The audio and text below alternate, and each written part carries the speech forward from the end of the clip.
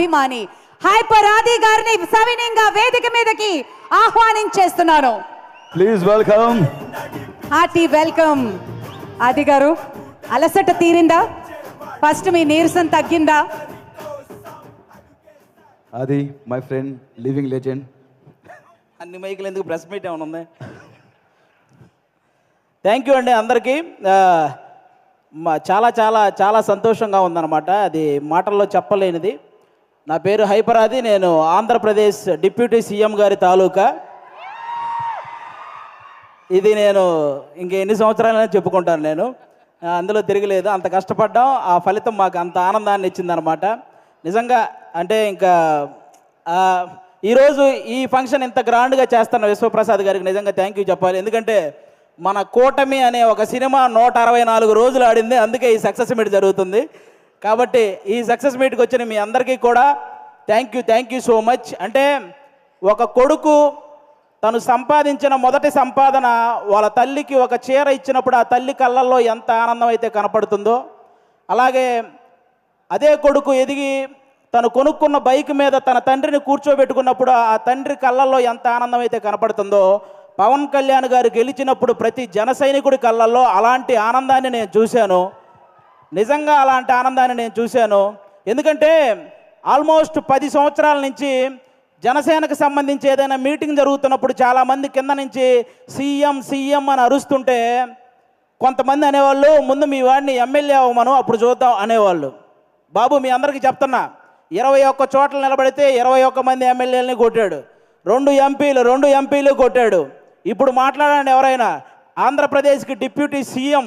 మరి ఇంకెంతకంటే ఏం చెప్పాలి? వాళ్ళందరికీ ఈరోజు చెప్తున్నాను, రాజకీయం అనేది బ్రతికి ఉన్నంతకాలం పవన్ కళ్యాణ్ అనే పేరు వినబడుతూనే ఉంటుంది. అలాంటి సక్సెస్ని మీరు ఈరోజు చూశారు. నాకు తెలిసి 10వ తరగతి సోషల్ బుక్లో మీరందరూ చరిత్రల గురించి చదువుతుంటారు, చాలామంది రాజుల చరిత్ర. వాళ్ళందరికీ ఏమాత్రం తీసిపోని చరిత్ర ఈరోజు పవన్ కళ్యాణ్ గారిది.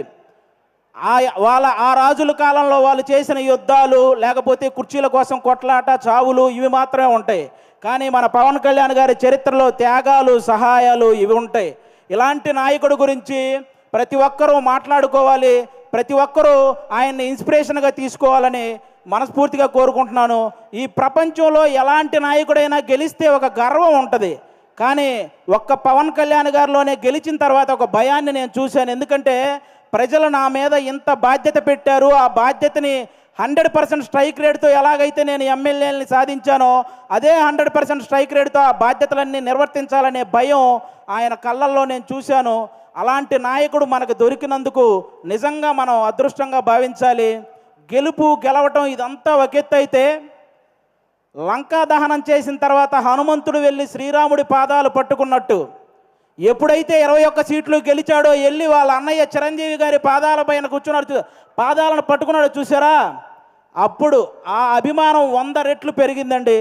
అందరి కళ్ళల్లో ఒక ఎమోషను.